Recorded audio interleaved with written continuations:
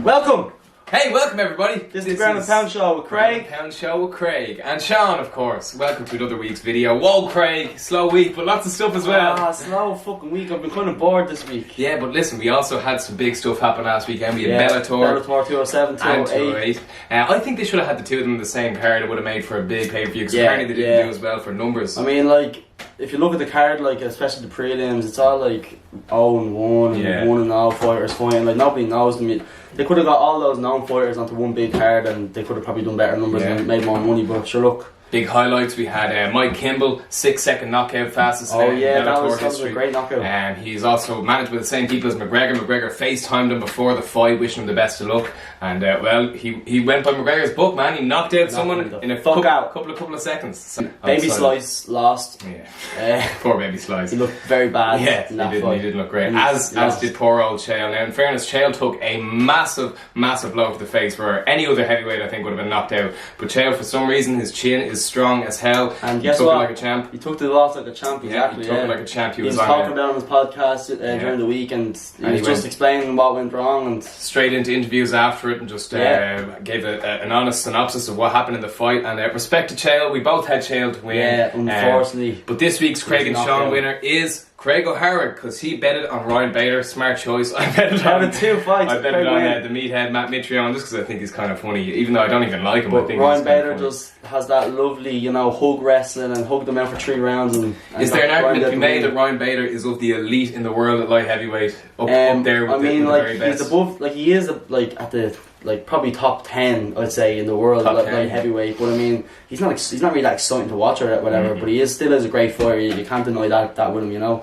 So more news this week. We had Khabib Nurmagomedov's not too happy this week. He's been given out again. Is he ever happy? Yeah, but he's also been seen calling out Floyd Mayweather for a fight. He says, why not? Let's have a fight. 27-0 versus 50-0. Go down Connor's route here, Also this weekend we have Cage Warriors. Craig, what's going down? Yeah, so Cage Warriors 98 coming this weekend, and in the main event of that we have Stefano Paterno taking on Ross Houston, and he's going to be defending his welterweight title there. So yeah, that should be a good fight. Yeah, big shit. And it's all leading up to the Cage Warriors 100 card taking place in Cardiff. We also have PFL 10 taking place. That's taking place on Saturday night. Abu Bakr Magomedov. We have loads of Dagestanis fighting. We have Magomed Karamov. Yeah, we have Pablo Kush. Yeah, he's Ukrainian. But, also Jake Shields, he'll be fighting as well. Jake Shields is back, he's fighting Ray Cooper the third, it looks like. Yeah, it's looking like it's going to be Rick Story, Bojan Velikovic, former UFC fighters. And as I said, Abu Bakr Nurmagomedov, Habib's cousin, is fighting, and he was obviously just involved in that brawl there a couple weeks ago, so indeed. It's kind of funny to see him fighting so soon after that. Yeah, and also speaking of that brawl, we had, of course, Artem Lobov was set to face off against Khabib's brother, who punched Conor in the face, and now there's the whole contract discussions going on. But now stepping in to fight Artem on short notice, can you believe it, Craig? Stepping in to fight the greatest of all time very ballsy on short notice is Michael Johnson. Respect to MJ, though. Yeah, respect to MJ. 2 men with terrible records. Greg Hardy, he's making his return. This December. He's going to be on Island Fights 51, I believe it is, and he's going to be taking on Miles Dakota Merrick. What's the crack with this? How come he's not in the UFC and UFC just keep putting on his fights? So his MMA debut was on Dana White's Tuesday Night Contender Series, and he knocked someone out in 57 seconds, I think. Very and impressive. Then the next one he knocked out in 17 seconds, something like that. But both of them fights ended so fast. We only got to see him on the feet. Dana wants to see a bit more experience from him before he signs him, and he kind of wants to see a bit of groundwork from him. Fair. So people think maybe after this 4th fight now, because he already had the 3rd fight, he fought a fight pass just a few weeks ago. After this 4th fight now, people think he might possibly get signed to the UFC now. Yeah, apparently this guy's fighting is 6'7", and he's also the most experienced guy he's fought. He's 3-3, all 3 wins by knockout, all 3 lost by decision. So probably could be a tough one for Greg, but we'll see how he comes there. Well, listen, if he can fight him like he fought off his criminal case, I think he'll be doing very well. He should be in the UFC in no time. Yeah, no time. But speaking of no time, Craig, we have no time to talk about Joe Brolly. We don't give him the time of day. No, he's a fill. He's a fill. He's a fool. So he's called for each of his. I've had to calm Craig down and filter out some of his words and his rhetoric that he's going to use about Joe Brolly. But basically, this week Joe Brolly has put out a statement, put out in the Independent, I think, where he's calling on the sport of MMA to be abolished. And he thinks that it's a cockfighting showcase of ridiculous violence and stuff like that. Craig got into a bit of a heated discussion on Twitter, but a lot of people are calling him out, including conversations took place. I was banned for 12 hours. Yeah, it happened. Coach John Kavanagh got involved. He politely said, if you'd like to pop into SPG for a coffee and explain the rules to you, there's actually plenty of them. But Joe Brolly was having none of it. He doesn't want to hear. He doesn't want to hear about it. There's no talking to a man like that. He's narrow-minded. He's stuck in his ways. He's not going to advance with the times. Yeah. Look at his own sport. Every weekend in GAD there's scraps and scraps. No one gives a shite like. Yeah, that was the funniest thing, was when someone replied to you and they were saying something about how but those fights happen in Gaelic and they're not meant to be a part of the sport. Exactly. They're not meant to be a part of the sport. This is fighting. Like obviously it's going to happen. It rarely happens. Like this is like a once in a blue moon thing. So you relax, Joe Brolly. I'm pretty sure he didn't even watch the fight. I don't think, but of course I'm not sure. Like whatever. I just heard about it. Now, I mean, this country of all countries should be really supporting the sport of MMA, because we have the biggest star, one of the biggest sports stars period in the world comes from this country, and his sport is mixed martial arts, and we should be supporting it. And what he's done for MMA is insane over the last few years, absolutely, especially in Ireland.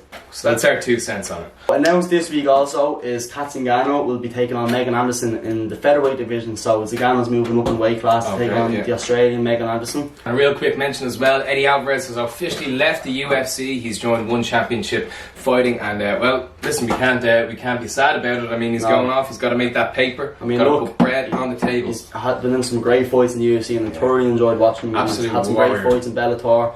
But look, he's got to do what he's got to do to put some bread on the table for his family, and if that means going off to Asia, making big bucks, you go do that, Eddie, and respect you. Yeah. And he could be, he could win a belt there. He's won a belt in every organisation. Every organisation's fought and he's won a belt. Like, he's one of the best in the world. He has fought a murderer's row of opponents. He has just not had an easy ride in the UFC whatsoever, and he's put up a great fight and almost all. He shies down from no task, so respect to you, Eddie. Respect to Eddie. Okay, so now we're going to get on to our questions. So thank you everyone who got involved on our Instagram page at Ground and Pound Show and dropped us a question. Craig, first question is from Amy Murray. Well, it's more of a topic to discuss. Chris Cyborg this week featured in Bad Baby's new music video, Juicy, I think it's called. Yeah. It was just hilarious. Just seeing this big, huge woman standing in a group of teenagers. And they're all so young compared to her. It's just young. Hilarious. She just doesn't fit in the video, but it's brilliant. It's fantastic. Dan McCarthy 97, thank you Dan. He texted in saying, Fader or Bader, who wins? What do you guys think of the Grand Prix format in MMA competition? I gotta say, I really like it. I've been enjoying it in Bellator. I wish they do something like that in UFC. Love the Grand Prix. Yeah, I think they're really interesting. They add an extra element to it. I'm really looking forward to Michael Venom Page involved in that welterweight Grand Prix. Yeah, that's going to be great. It's going to be fantastic. If you look at PFL, they're doing a great job as well at the moment with their playoffs. They're fighting twice in one night at the moment. And bit of a throwback, I think it's great. I'm going to go with Fedor as well to start that question. Oh yes, absolutely. I'm going to go with Fedor. Well, I think Fedor will win, but beyond for Fedor. I think Fedor will win. Really? Yeah, I'm going for Fedor too. We'll get close to that and we'll do a Chambers. Yeah. So the next question is from No Limits MMA. Shout out to them.